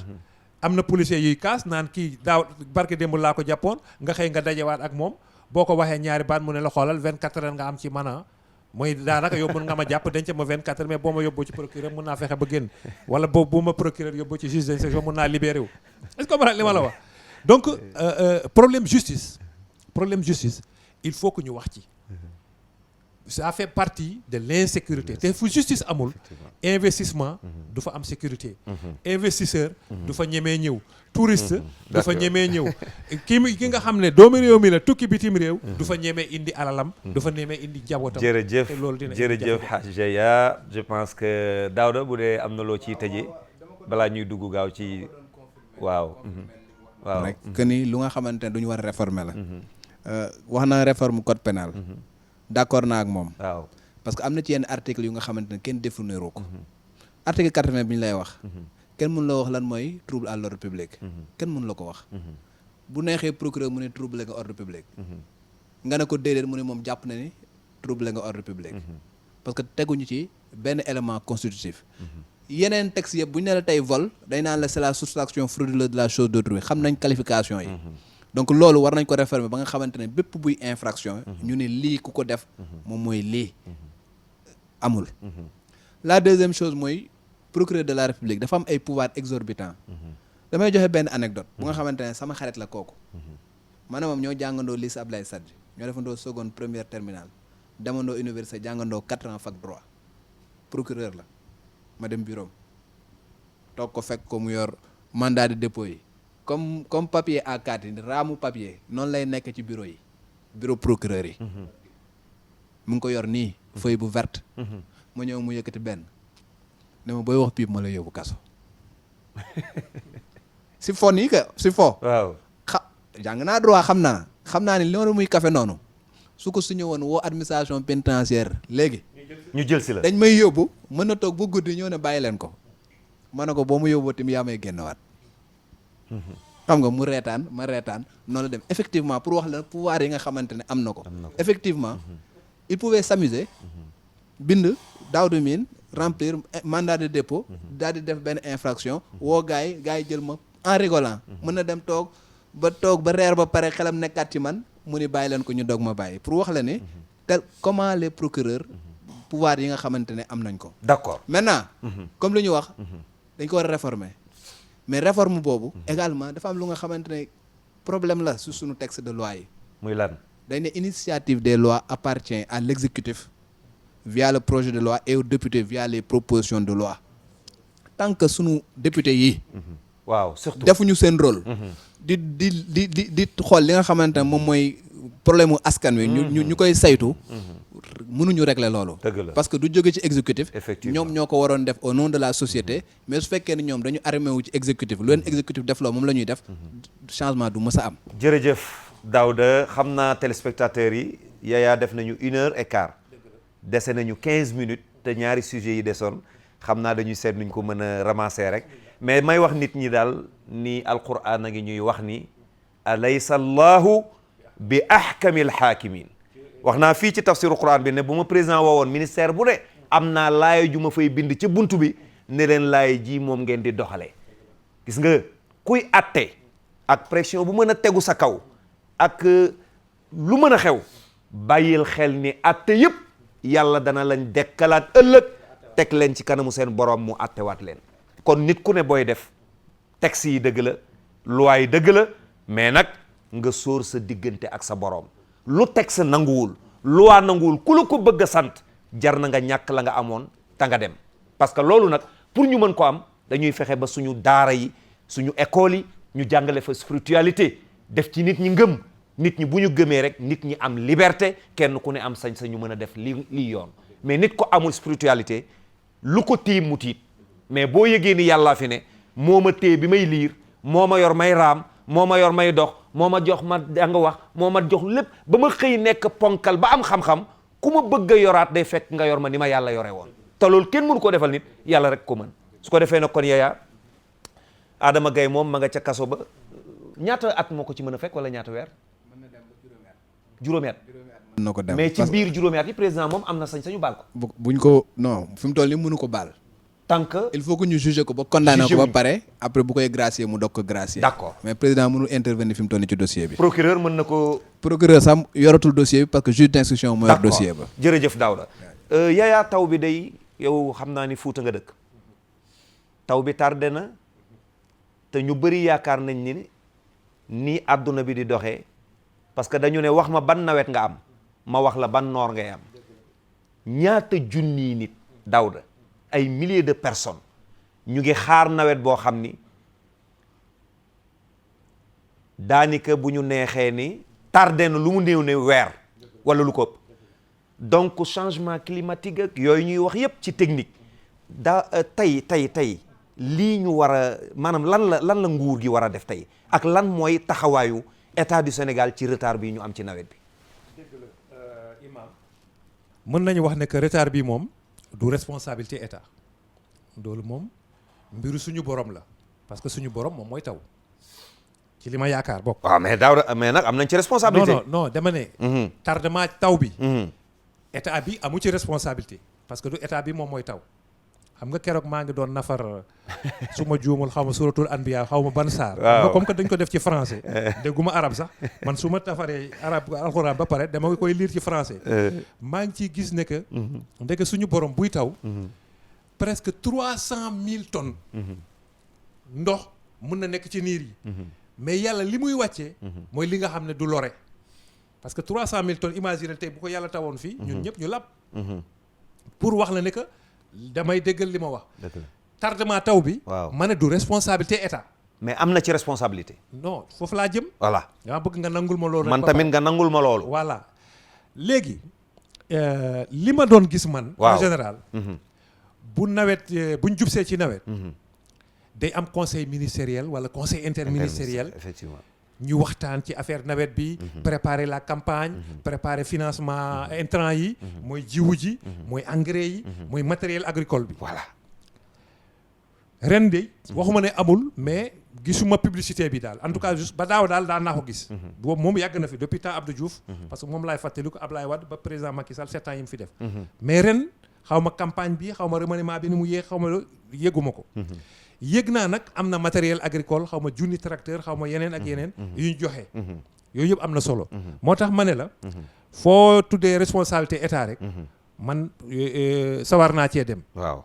responsabilité état. mooy prévention. parce que léegi changement climatique bi maa ngi doon déglu météo. te ci suba rek xaw ma démb. benn ingénieur prévision météorologique mu ne changement climatique gis nga bu amee taw bi waroon taw Mauritanie. day toxu ñëw Podor taw bi waroon taw Podor day toxu dem Diourbel taw bi waroon taw Diourbel day toxu dem côté Tambacounda wala dem côté Casamance. répartition bi day changer. day changer effectivement. te ñun ñëpp xam nañ ni. alam bii moom. suñu jëf. ñun sax lu tuuti lañ ci def ñun africain ndax bari wu ñu ay usine bari ñu pollution. mais li ci tubaab yi def depuis presque ñaari téeméeri at ñetti téeméeri at. yàq nañ lu bari. mais léegi nag suñu état yi ñoom ñoo war a def ce qu'on appelle la résilience. résilience mooy capacité nit bokkul ak résistance ba tey. résistance da ngay taxaw jàmbaarloo. mais résilience da ngay gis catastrophe wala nattu ñëw nga wut pexe pour mun a dëkku nattu bi ba du la faagaagal ba nga mun a mucc dekkiwaat defiyaat leneen avancé gën ci am expérience donc prévision yi ak état mooy li ma la wax sànq laka la jumtuwaay la war a jël pour accompagner la campagne mais su campagne bi yéexee am nañ fii ISRA Institut Sénégal de recherche agricole mais ñu xariñ rek ñoo fa nekk li ñu fa def ci ay études ñoom sax léeg-léeg dañ lay naan bu fekkee ne nawet bi dafa nar a durer 2 mois nañu def culture à cycle court mais loolu responsabilité état la état moom moo war a tey ne comme que nawet bi guddi na léegi au lieu ñuy jiw gerte nañu jiw ñebbe xam nga ñebbe cycle court la dafa gaaw effectivement nañu jiw xaal cycle court la cycle court la te bariwul ay risque et cetera loolu mooy responsabilité état loolu mooy tax ma mais beneen responsabilité état xëy na loolu dama koy yokk ci waxtaan bi rek mooy nag campagne yi tegalee nii waaw état di génne ay matériel di génne ay financement mais état bu campagne jeexee dafa war a évaluer xam nga boo waxee audit rek nit ñi dañuy tiit nañu wax bon évaluation donte évaluation ak audit benn la kii xam na li may wax dañu war a évaluer xam nga lu tax ma wax loolu ren yéen ñëpp seetaan ngeen télévision président Macky Sall su ma juumul Grand Théâtre ñuy wane 1000 tracteurs ñu ne moom la ñuy distribuer ci réew mi mais 1000 tracteurs yi man dégg naa ay producteurs yi nga xam ne ñoom ñooy jëfandikoo machines yi nee nañ machines yi amul remorque amul am na beneen élément bi mu war a àndal te loolu dina tax na que ren moom duñ ko mën a utiliser parce que il faut ñu am ñaari éléments yooyu pour machine bi mën a def liggéeyam or ñoom état bi def leen subventionné à 70% mais 30% restant yi ñoom dañ ko war a fay banque te banque bi yoonam nekkul ci ren la ñu tàmbali wala dès l'instant que jël nañ machines yi ñu defal leen ordre que ils ont récupéré les machines campagne agricole am ñëw na calcul banque bi day commencer donc loolu tamit il faut que état bi commencer chaque saison bu jeexee rek ñu def évaluation ñu xool matériel agricole bi financement yi ñu ci dugal intrants yi est-ce que àgg na fi mu war a àgg est-ce que parce que 1000 tracteurs yi président moom mënul taxaw di naan tracteur bi lii la war a am li mais techniciens yi nga xam ne ñoom ñoo def appel d'offres yi ak yooyu xam nañ ndax baax na wala baaxul parce que boo joxee nit machine pour mu war a bay nawet a ngi nii mu ne la machine bi mënu moo ko jëfandikoo parce que manqué na ñaari élément te gouvernement fay xaalis bu mat te yow nga war a nga am ci bor nga xam ne da nga ko war a fay loolu war man imam bokk na ci responsabilité état yi. d'accord Hadj Daouda ñun dañu amatul nawet 3 mois li tax ma ne responsabilité état mi ngi ci mooy Yaya junju na ko amatuñu nawetu ñetti weer parce que bu juillet daan jot bu école yéexee tëj ndox mi sottee ko léegi mois d'août day jot du taw responsabilité état mooy jàpp naa ni jiw bi ñuy joxe ci wàllu semence ak yeneen yu mel noonu war nañu seet boo xam ni cycle court lay am boo xam ni ci 1 mois et demi wala yu mel noonu comme li Yaaya tudd léegi ci lay ñor ñu joxe loolu pour ñi bay mën a am rentabilité lu ñu mën a delloosiwaat problème tamit am na ci répartition d'eau ak yi xew yëpp ban taxawaay la ci état war a am ak inondation yi nga xam yow Ndakaaru nga dëkk xëy na yaa waa Fuuta la donte mi ngi Dakar mais inondation yi lan moo ci taxawaay parce que balaa ñu koo dégg rek mooy nawet bi ñëw ndox mi sotteeku ci kaw nit ñi état soog a jógati ne ci biir ndox mi nag di xuus man loolu jaaxal na ma dañuy bàyyi ba ndox mi sotteeku nga seen leen léeg-léeg sax nga dégg ko ci tagg nit ne mi ngi sol ay dàllu bot dugg ci ndox mi mais ndox mi waroo woon xaar ba mu sotteeku te ñoom xam nañ ko xam nañ fii inondé yëpp ci Ndakaaru xam nañ Sénégal fii inondé yëpp mais le problème mooy mënuñu jóg mukk tant que ndox mi sotteekul ba ñooñu génn ñu aj seeni matelas ñu soog a ñëw loolu dama jàpp ni façon campagne déguisée la mais du wàllu nit ki. li nga wax am na solo te loolu sunu problème mu état absence de planification la mooy suñu problème fondamental. gis nga man tey jii man jàpp naa ni waratuñu woon sax toll bay naan nawetu ñetti weer parce que depuis indépendance ba tey loolu la ñuy gis gerte gi nga fi gis colonisateur moo ko fi indi. tubaab bee ko fi indi gerte. moo ko fi indi. donc je veux dire que campagne yi nga xamante ne tubaab bi ñoo ko fi indi woon. manière bi nga xamante ne ñu ngi traité campagne agricole ba tey jii depuis tubaab yi ba léegi nii moom mooy am. man jàpp naa ne technique culturelle yi waroon na sax changer jamono bi ba nga xamante ne waruñu toog naan ñu ngi xaar nawet wala xaaruñu nawet. yàlla may na ma dem ci yeneen dëkk. fu mel ni Chine dem naa fa. gis naa nañuy doxale chinois xaarul taw wala ñàkk taw. problème am moom mooy suuf mooy problème am. ñun amuñu problème mu suuf. waaw espace bu mat sëkk lañu yor. tey jii ma lay wax nii boo demee Dakar fii. waaw foo romb yaa ngi fay gis xaal. dëgg la. xaalu mbay la. dëgg la xaalu mbay la. du xaalum taw. dëgg la ñenn ñoo koy def c'est des étrangers. ñoom ñoo fi ñëw ci àll bi am ay seeni tool def seeni forage di roose ñu ngi jaay xaal dañ koy peese ñëw di ko jaay fii foo dem da nga ko fay gis. je veux dire sunu état waroon nañ dem ba nga xamante ne foofu la ñuy dem parce que tey jii dañ ne nous sommes un état bu nga xamante ne koom bu nga xamante moom mooy jógee ci gàncax gi ak ci jur gi moo ñu mën a indil ñun lu ëpp li nga xamante ne moom la ñuy soxla. je pense que état bu fayiree foofu la fayiree. compagnie sucrière mu ngi nii ay toolam la yor da koy bay moom mooy indi ndoxam xaarul nawet ñaakul nawet mi ngi yor compagnie am di ko doxal si bu ko daan géema yaroo ay naar libanais la famille Filfili ñoom ñoo fa nekk noor ak nawet dañuy bay parce que am nañ seen i technique culturelle yu nga xam man je me dis que état du Sénégal foofu la war a investir ba nga xamante ne tey duñ fi nekk naan nawetu ñetti weer nawet bi yéex na wala nawet kii na on a les terres qu'il faut am naa les techniciens qu'il faut waa Israël et consort il faut que ñu changer technique culturelle yi nga xamante ne du ñu toogati ñu ngi xaar nawet bu ñëw ak ñàkk nawet bu ñëw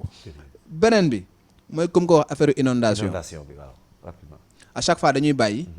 ba mu taw ñu commencé dem comme ni nga ko waxee la première dame dem xuus xam nga dem fekk nit ñi seen i kii vraiment première dame moom dinañ ko interpeller vraiment ne ko ren bu mu xuus non c'est na teel a jóg c'est une communication alors que moi je me dis que état da ngay prévenir da nga war a prévenir vraiment avant que ngay guérir voilà je pense que foofu noonu moom mooy absence de planification il faut que technique culturelle ñu changer ko ba nga xamante du ñu dépendre mais nag daaw loolu façon campagne la de non da nga ciy liggéey ci militants yu bëri Ablaye Wade commencé vallée fossile bañ ko daan wax mais c'était pour ça vallée fossile def lu tout ba nga xamante ne ndox mi day jóge lac de Guiers mën a traverser lépp dem ba Casamance. xam nga nu ko tuddee woon le Rhin R oui H oui Y oui N oui le réseau oui hydrographique national oui te Rhin mooy li nekk ci Rognon bi nga xam ne moo nekk mais tour boobu la ko joxoon mais malheureusement Mauritaniens yi ñoom ñoo ci indi woon gàllankoor parce que xam nga dañoo bokk fleuve Sénégal bi loolu tamit erreuru ñoom Senghor la parce que foofu nekkul woon frontière d'accord fleuve bi ci biir Sénégal la bokkoon ñu ne léegi nañu randu rek ñëw boobu ci fleuve bi léegi nag naar yi tamit ne léegi am nañ ci droit or ñun ci fleuve bi la ñu waroon pomper defar ay canaux latéraux ay bassins artificiels ndox mi dem Ferlo dem ba Saloum ñaari dex yi daje ak le fleuve Gambie et cetera nga xam ne di nga mën a bay en toute saison am na ñetti fleuve pas bi am na vraiment ay am nañ Sénégal am nañ Casamance président Ablaye Wade mais malheureusement kon président Macky Sall moom si ñoom ñaar ñoo yem mais xam nga nee naa la ñoom ñaar ñoo bokk benn école kii moo tarbi yoon ci kii mais problème dafa am des fois ce qu'on appelle la réelle politique d'accord la réelle politique c'est le voisin bi nga xam ne dafa am droit ci dex bi comme que dafa soxor wala dafa la iñaane mu ne non doo utiliser fleuve bi yow kese yaa inondation bi dëggantaan lu ci non inondation bi tamit man xam nga nee naa la man mënuma am même démarche des fois que Daouda sur certaines questions parce que Daouda esprit critique journaliste normal la yore or man dama nekk journaliste ba pare bokkoon ci état dëgg la ñëpp gis nañ ni le plan décennal de lutte contre les inondations bu président Ablaye Wade inauguré woon moo indi bassin de rétention yi ñuy defar partout moo indi vraiment toxal nit ñi yóbbu leen jaxaay et cetera xam nga loolu am na avancé président Macky Sall bi mu ñëwee man gis naa ñaari travaux parce que du lu ma inventé ginnaaw raay bi mooy prolongation travaux yi président Ablaye Wade initié woon gis naa canalisation bi ñëw na ba buntu camp ba foofu daal xam naa ne wóor na ma ni ñëw na fa gis naa tamit beneen canalisation bi nga xam ne mu ngi jógee Malika may ma tuuti rek longer Kër Massar bi yëpp mooy les deux nouvelles voies donc xam nga loolu mënoo bañ a nekk état def na effort mais effort bi doyul nag mooy toujours dictat bi ñuy déglu banque mondiale wala FMI wala partenaire financier ñu ne la non priorité bi du lii sa priorité mooy léegi agriculture biologique man su ma déggee ñuy wax Sénégal wax agriculture biologique imam agriculture biologique xam nga mooy la mooy agriculture bi nga xam ne engrais bi day néew produits chimiques yi pesticides yi day néew est-ce que xam nga ñun ñaata kilo ak gramme engrais la ñuy def ci suñu hectare par exemple ceeb 5 kilogrammes d'engrais la ñuy def par hectare Europe mu ngi toll ci 300 kilogrammes d'engrais États-Unis toll ci 500 kilogrammes d'engrais kooku bu la waxee agriculture biologique mooy gënal wàññi sa engrais mooy gënal wàññi sa rendement gënal xiif man su ma desalee ma may la ma sarax la waaw nga baal naa ni mbokk yi rapidement li may tëjee mooy Mourchid Iyane Thiam bi ma ko woowee téléphone wax ko ne ko dama bëgg ñu daje wa rabbul izzati pour war na ne la réew mi war nañu defarwaat li ma njëkk a posé mooy kan laay toogandool ma yëg ni mi ngi am lu muy moytu parce que tamit dafa dem ba kilifa yi daanaka koo ci ne kaay mu am lu muy hésité loolu nag mooy li ñu doon wax sànq jikko yi war na defarwaat Tabaski gaa ngi ñëw économiste bi dégg naa benn économiste bu wax ni nee na ku jënd xaru Tabaski ci Sénégal boo ko prix boo ko jëndee soo ko rayee daggate yàpp bi saam nee na benn kilo bu ne dina la dikke lu ma 10 000 wala lu ko ëpp réew mu mel ni Sénégal nag bu ñu demee ba jënd xarum Tabaski boo ko feesee kilo bu ne mën la dikkee 10 000 francs man dama jàpp ni am na lu war a xew war nañ taxawaat te boo seetloo tey diggante Niger Mali Mauritanie la fay jógee lu mu néew ne dana ëpp 4000 moutons 4000 têtes ak lu topp loolu rek bu ñu ko évalué woon Yaya c'est plus de 20 milliards presque bu ñu ko doon jaayee 50 000 francs presque dana tolloog 20 milliards mu war a delluwaat ci yeneen réew suñu réew ba nëga ni mënaguñoo régler problème boobu taman li ma jàpp en tant que un religieux damay jël position wax ko ci côté boobu ñu baal ma parce que 2 minutes lañ dese mooy dama jàpp ni réew mu mel ni Maroc am na lu fa xewoon jur gi matatul meññeef bi yéex mais nit ñi seqandoo ñoo daje ak roi Hassan II ne ko dañu lay ñaan ren comme yow yaay le roi rayal xar yow rek nga Tabaski waaleel marocain yépp d'ici fii ak déwén jur gi meññ loo xam ni ñun ñëpp danañ mën a Tabaski te dootuñu ko jëggaani parce que liy génn ci Maroc di dem ci yeneen réew mi ñuy wuti xar dafa bari te loolu économiquement day laal suñu réew ma jàpp ni tey boo ko waxoon Sénégal président Macky Sall bu Tabaski da nga gis ministre am bu nanguwul du ko nangu parce que la mooy tax mooy autorité bi mu am mooy tax dana ko sañ a def këram su ko defee sëriñ ba sañ ko def këram keneen sañ ko def këram te réew mi buñ ko bëggee tabax bëj ko jagal il faut que ñu nangoo bàyyi parce que mbir mi sunna rek la du farata te nag y a des gens qui souffrent am na ñuy souffrir tey xaru fukki junni mënuñu ko am réew mi xaalis jafe na ci ñiy liggéey ak ñi liggéeyul Yaya su mbir mi tollee fii Daouda rapidement ci 1 minute 30 secondes rek Boubacar ngeen baal ma 1 minute 30 secondes lan nga may wax ci lii jafe-jafe yi ak état taxawaay bu mu war taxaw ak réew mi nan lañ ko war a organiser les religieux dugal ci loxo autorité étatique yi dugal ci loxo ñu organiser ko ba Sénégal dootul jéggaani xar mu muy Tabaski parce que am na fi. damay commencer pour wax ne. dañ ne gouverner c'est prévoir mais gouverner également c'est avoir le courage de prendre des fois des actes impopulaires comme ni nga ko waxee. tey jii le fait que ni ñuy organiser sunu campagne Tabaski rek. mooy wane sunu échec. chaque année. da ngay gis ministre de l'élevage day def tournée dans la sous-région. dëgg la dem ci dëkk yëpp. pour xool nan la ñuy ñëwee. ñoo indi fi bu boobaa. dañ wàññi taxes yi. dinañ def leneen. donc on perd énormément d'argent. ne serait-ce que pour pousser ñeneen ñu indi seen i xar fii. bu ñu paree jaay baal ma tuuti rek. jaay ko ba pare doog a dellu ma rek 2 minutes rek ñu terminé. doog a dellu. donc dama jàpp ne effectivement comme ni ma waxee sànq. ci affaire taw bi. noonu laay waxee également ci affaire jur gi. moo di tey état du Sénégal. waroon na créer les conditions ba nga xamante ne. dinañ favoriser fii benn élevage. autosuffisance bi ñuy wax ci ceeb. ñu koy am ba duñ ko jëggaane feneen. ñoom autosuffisance également en mouton ba nga xamante ne prix yi du ñu dem di jël ay prix 75 000 100 000 francs 150 000 francs tey ku amul 100 000 francs mënoo am xaru tabaski ah. dëgg la 100 000 francs boo ko amul mënoo am xaru tabaski. voilà te rey mu dee rayul mu dee rayul mu dee. jërëjëf rey mu dee rayul mu dee kenn soxlawu ko ndax mbir mi mbiru diine la. ñett la comme que temps bi daf ñu xoj. rapidement. benn bi mooy li mu wax. prévention bi. wala planification. wala prévision. mooy que un gouvernement sérieux. ministre de l'élevage. waroo seetaan ay dibiteurs yi. di rey ay xar yu jigéen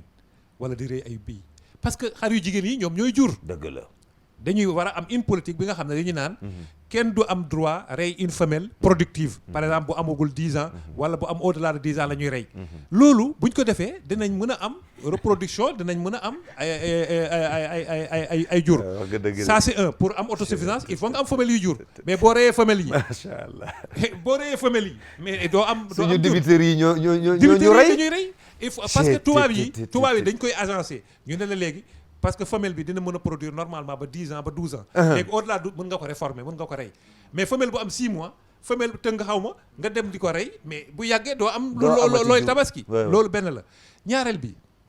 sous région bii nga xam ne ñoom daanaka dañuy dem di leen yelwaan waa Mauritanie particulièrement ak waa Mali dañuy saraxu pour nañu indi seen xar ñu perte ñaari yoon parce que di nga wax wàññi dañu leen dul sax teg taxe deuxièmement ñu jël ñoom suñu xaalis yóbbu dem investir seen réew mais ñoom ñooy ñëw fii tamit di jënd suñu xar yu jigéen di ko yóbbu bu ñu ñëwee nii ci tabaski bi ñoom suñu jaayee seen xar yu góor yi bu ñu ñibbi xar yu jigéen yi ñu jënd yóbbaale ñetteel bi rek fi may tëjee xam naa émission xam naa émission bi jeex 2 minutes rek Boubacar 2 minutes rek ñetteel bi mooy li nga wax gis nga waxu peese bi parce que état day subventionné tamit ngooñ état indi point d'eau état indi courant état indi sécurité yow nga ñëw nga indi sa xar nga jaay ko xar buy peese 50 kilos nga jaay ko 250 000 francs mais boo diviser 250 000 francs par 50 kilos di nga xam kilo bi dina ëpp 10 000 bi ngay wax te loolu du yoon jërëjëf Yaya xam naa temps bi moo ñu xoj Daouda yaa yor IGFM émission bi ndax intéressant na ba IGFM war ci dugal loxo normalement émission bi am na intérêt bu nga xamante IGFM non seulement war na koo replay jël ko ku ko bëgg a seetaan fekk ko foofu seetaan ko kon ñu ngi tàllal loxo ne incha allah dina lan ngay tàggoo nag en tant que invité waaw man damay gërëm L'Obs TV ci yaatal bi gërëm la également ci invitation bi lépp li nga xamante wax nañ ko fi également di ñaan yàlla mu jëriñ askan bi non wax nga njëriñ te kontaan nañ teew Yaya imam am fierté alhamdulilah am reconnaissance ci yow ndeysaan am mbégte ak honneur di bokk ak yow plateau bi di ko bokk ak Daouda Mine di nuyu Sénégalais yi xam naa bari nañu ay soppe ndeysaan donte sax duñu ay star mais am nañu bari ñu namoon suñu débat casquette politique bi da nga ko solul tey moo tax sax mais sinon doon naa la non moo tax sax ma xaw a kii tuuti moo tax ma xaw a nooyal tuuti beneen yoon incha allah mais beneen yoon dinañ sol casquette politique bi indi bleu de chauffe tàngal ko ba mu tàng jër kontaan naa mbokki téléspectateur yu TFM religion diine ak xew-xew yi ngeen àndandoo woon ak ñun bi 3h45 jotee ba waxtu wi ñu ngi jéggulu téléspectateurs yi bëggoon dugg ci ligne bi ñaan sunu borom sunu invité Daouda Mine la woon ak Yaya Sakho ñaan sunu borom ñu àndoon ak ci caméra bi Yaya ak Chimère Ismaïla ak régie ba Boubacar kan moo fa nekk Boubacar Dominique Amadou Augustin ñoom ñëpp waaw kay gërëm ñëpp sant ñëpp gërëm Seydou gërëm Youssou Ndour mi santaane lii gërëm suñu téléspectateurs yëpp ajjuma insha allahu rabbuna daañu fi teew waaye ngeen topp ñu nag ci TFM religion àndandoo ak ñun ñaan sunu borom yàlla na yàlla may ñu dégg yàlla may ñu topp wasalaamu aleykum wa rahmatullahi taala wa barakatuhu